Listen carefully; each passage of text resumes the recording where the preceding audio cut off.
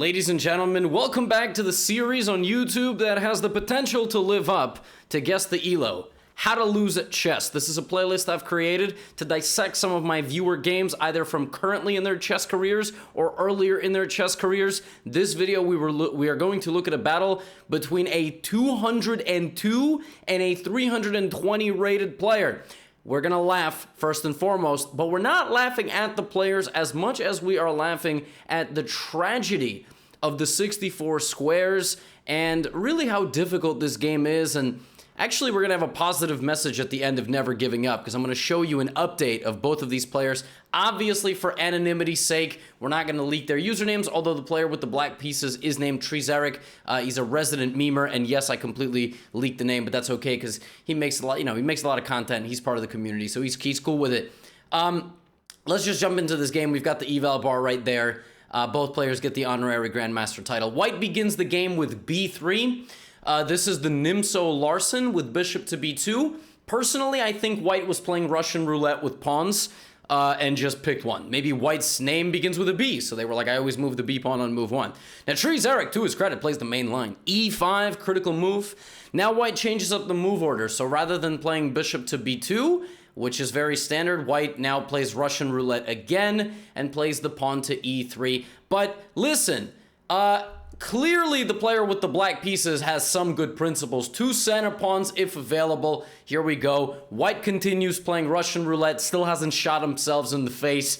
Three pawns out, totally safe. No bishops moving, no knights moving. Now black gets, black is like, well, they're pushing pawns, so I gotta push pawns too. Let me play f6. I don't hate it. Ben Feingold does. I mean, you really should put your knights into the middle to support your two center pawns. But okay, f6, obviously black's idea is that when the bishop comes here, it will be biting into a dark squared pawn chain and effectively rendering it useless. White now hits them with a flank attack, pawn to c4.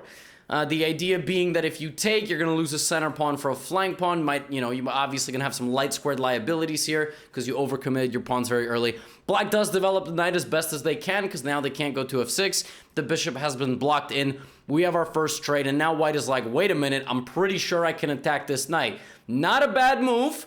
But of course, you haven't developed any pieces, your front line is very weak, and rather than retreating, Black just lunges forward. Now, whether or not Black has any idea that the knight only goes to the right, because the knight for Black has only moved in one direction, to the right, if you mirror the board. It's our left, but it's right. So I'm not sure Black actually knows the knight can come back, let alone the fact that they would see this. That's way too distant for a 320 rated player. Bishop b5 check.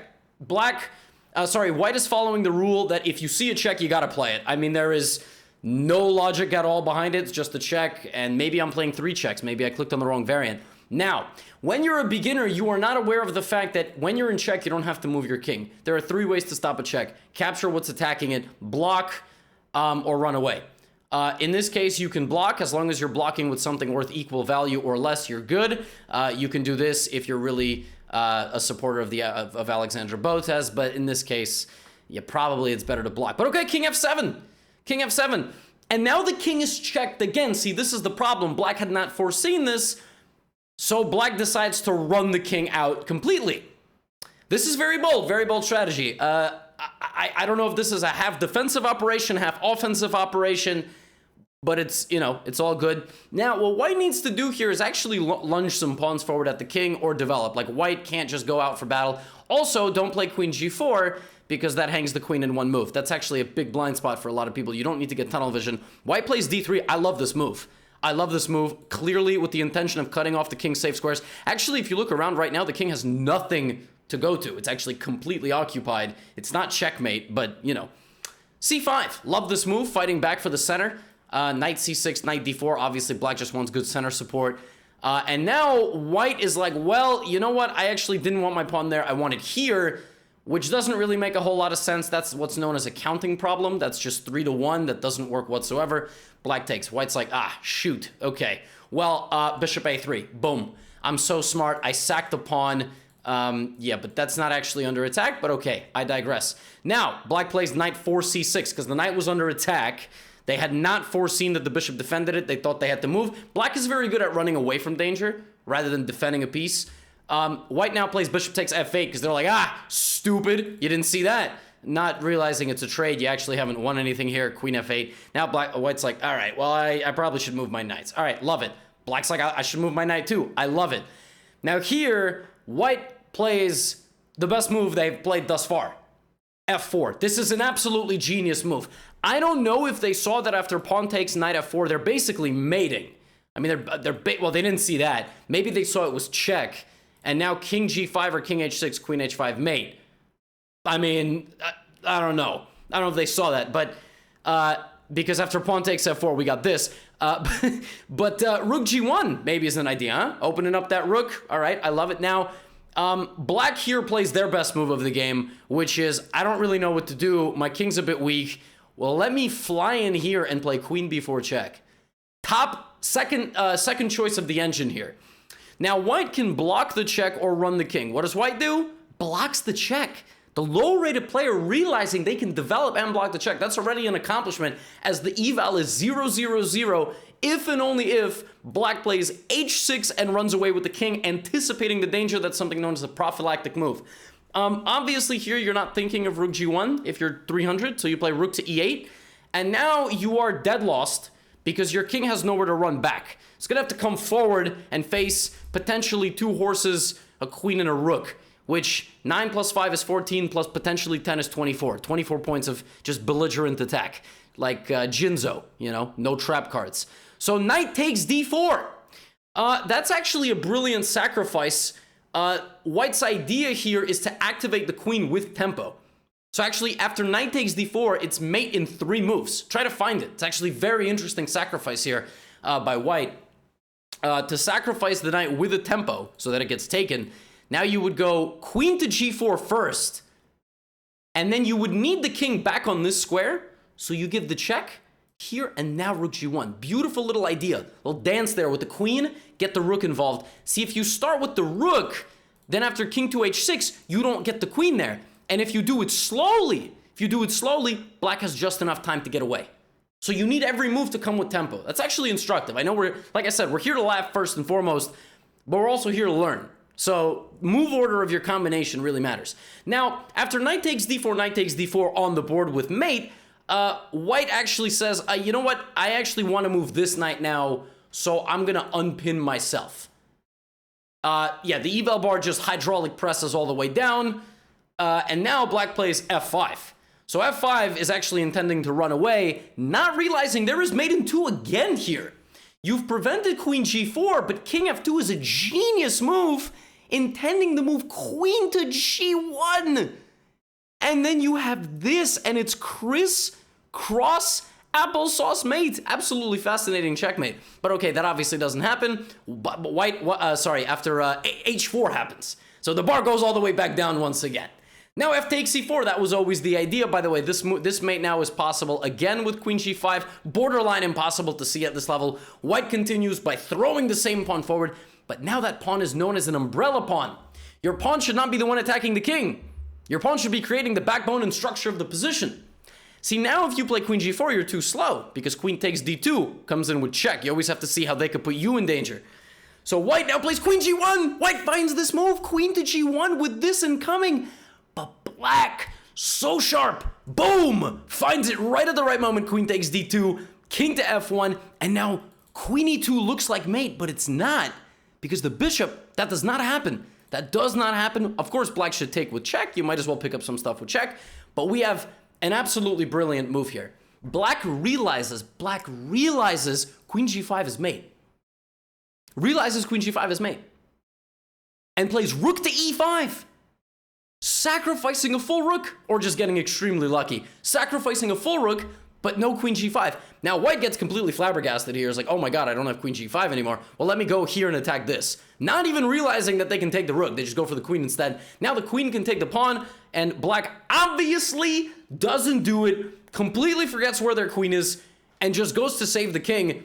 In the process, hanging a queen, a rook, and probably mate. Like, probably after this, opening up this, it's mate. They hang all 3 pieces at the same time because Black is 320. Now, what does White do? White takes the queen because White went there to take the queen. Now Black is going to lose a rook, is going to maybe lose their king, and is going to maybe lose the knight. Rook takes h5. Rook takes d4. That one rook has now picked up 12 points of material in 2 turns. Massive. Now black is completely lost. But this is a video on 200, so... Knight f6. Love it. Rook d6. I mean, that rook is really greedy, going for more. Now, knight to e8. The fact that black even made a backwards knight move that made a threat is just an absolute miracle. And rook comes back to d4. And here are the players' repeated moves. Just kidding. They're not super grandmasters. Now, black begins counterplay. I love this move. You gotta go for the gold when you got nothing left. You gotta do it. All right, king to f2, knight comes back to f6. Now we have rook to d3. Now, rook to d3 is a pretty bad move. Both players with a blind spot of pawn takes rook, but they actually have blind spots that they both have issues with. Like, black didn't realize he can block a check, whereas white didn't realize he can take the rook. Well, now black just says, oh, I got that rook. Now the material balance is almost completely, fully restored. It's actually very close. So bishop takes d3, and now black's like, I gotta activate my last rook. Black is just playing like a pure grandmaster now after making that blunder. Here there's a fascinating move that wins the game for white. Try to find it. The move is bishop to e2, attacking the rook. That by itself doesn't impress, but it's the idea that queen to g5 is always a problem, and queen to h1 is a problem. So if you play rook to h4, I go here and I take your rook.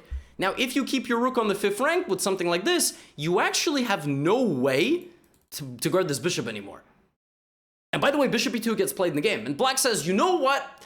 I don't want to lose my material, so I'm going to lose all of my material. I am now going to lose both of my remaining pieces to leave this in a queen versus rook endgame. It's rook and pawn for a queen. That's the material balance. Rook to h2, king h3. And now, as far as I'm concerned, black plays the best move of the game after 34 moves, not running around like this with this rook, but linking the rooks up on the enemy 2nd rank. Absolutely genius stuff, and that's how you know that these lower rated players actually have potential, because in the middle of pooping all over the floor, they actually found time to clean it up a little bit, then they kept going. So rook to d2, rook to h2, here we go. Rook d1, obviously a good move, right? You gotta trade the rooks, but not realizing that these rooks are coming for the king, right? They're not going to play rook takes d1. Or they're going to take the pawn, actually. The players both completely miss this, and now it's mate in 3 again. How is it mate in 3? By all means, find it. Sneaky ladder mate. Check here, and your rook has to come help. And then queen to d8. They'll do a little zigzag to the back rank. Now, this is a game between 2 and 300, so obviously instead, white, for whatever reason, goes like this. Now you don't even have a check. You don't even have a check at all. You have no more checks. So black is free to do whatever they want. So black plays rook a5. I don't know what that move does, but you know what? Whatever. I'm just here making the video. I don't know what rook a5. It's just a backwards rook move. Here, now black says, you know what? I linked up my rooks on the 2nd rank. By the way, if you're actually... That also hangs just a full rook. Just in case anyone was unclear. That I don't know what that rook... I don't know. I don't know. Maybe chess.com popped up a little quest. Like, if you hang a rook right now, we'll give you 6 months free membership. They don't actually do that. So queen d8, and now... black plays the worst move on the board. The worst move. Black plays here, once again linking up the rooks, because they were like, hey, I did it over there, so I might as well do it over here. Laser beam, and just hangs mate in 1. It's just pure mate. I mean, you would think that white, who has just played queen d7, queen d8, would see, you know, queen f8. No. As a matter of fact, white goes, oh my god, there's a rook over there. That's so sick. And just... hangs the queen. Now black is dead winning, because black is 2 pawns up in a rook endgame. Now, the way you would win this is a combination of a few things. First of all, you can go for this remaining pawn. The best way to win a position like this is to push your majority 2-on-1 and have a rook behind it, so it supports it, making this rook stand and defend against it, and as you deflect that rook from the rest of the board, the king and the 2 pawns beat up the king and the 1 pawn. Or you can bring the king to help escort that pawn. Now, let's see black's 320 rated endgame technique convert this game. b4, rook to a3 check. I don't hate it. b5. I don't love that move. I would just go rook to b3 or rook to a4. Rook to b3 is maybe a little bit cleaner, obviously. There's this. Bring the king. Use your h-pawn. Okay. b5. Rook d7. King to h5. That's, you know, that just very confidently parts ways with the h7 pawn and renders the game a draw. But white plays rook b7. I love that move.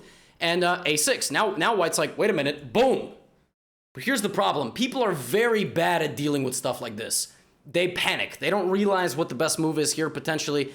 But white actually is just very calm. Now, black, because both these pawns are frozen, at this point, it's not too complex of an endgame. You just get the pawns. The best way to go is to check, because then this comes with tempo. This rook trade loses. White is dead lost. So instead of that, black goes for this pawn, and white could slide up and attack both weak pawns, but decides to make a king move. Now, black, who obviously put the rook on b3 in order to take the b4 pawn, plays g5. And after pawn takes g5, king takes g5, if white plays rook a7, it's a clean draw. Because everything goes wrong. It's a 1-on-0, your rook is in front of the pawn, your king's not close, and my king is close, it's just a draw, I'm gonna win that pawn. Obviously, we have king to d2, and now black is once again trying to lose the game. Rook b4, king c3, a5. All right, how difficult can this be? You just push the pawns on the rook, and the second you can, you cross this middle line. Rook to f8, rook to f4, beautiful move. Rook to a8, a4, beautiful move. Rook to b8, a3. Not the worst move in the world, but you're going to lose your pawn. You got to guard your pawn. You got to go back here, all right? So a3. But white's like, I can't take on b5 because then this pawn is going to promote. Like, first of all, it's check. But let's just say, like, even that was possible, like this, you just stop it. Your king is right there. You will always stop that pawn. You always have to count the square. But okay, fine. King to b3. b4. Now, actually, this is absolutely genius. Because if this trade happens, you can't take there. This is a very common thing. Pretend these didn't exist.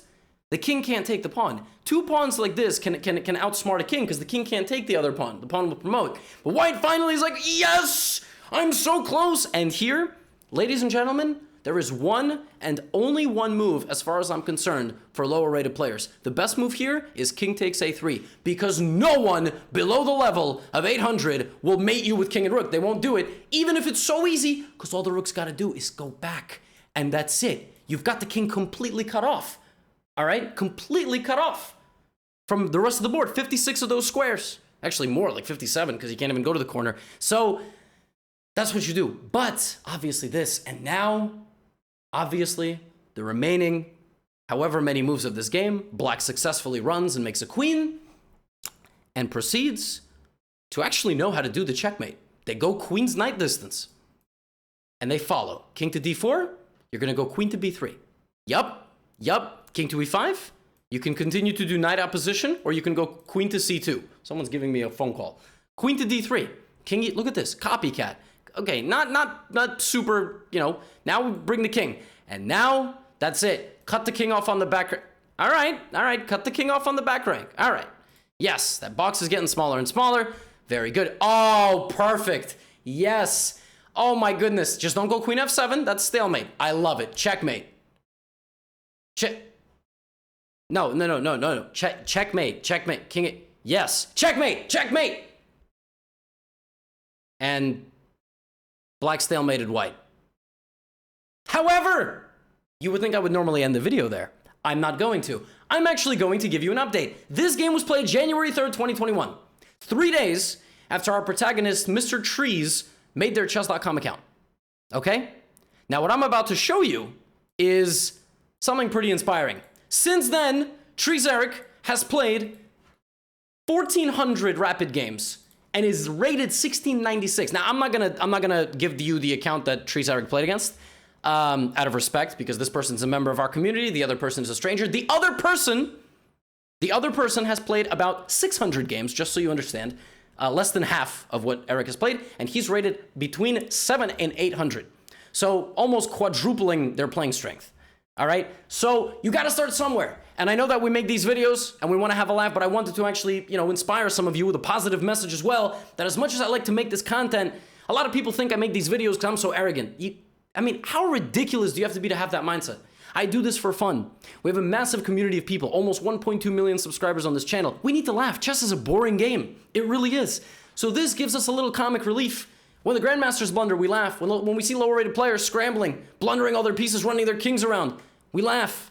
But we also feel like we're kind of all in this together. I might be an international master. I still hung a queen on move 8. Literally, that was my most recent clip on my clips channel and the podcast channel, Gotham City. Go subscribe to it. Link is in the description.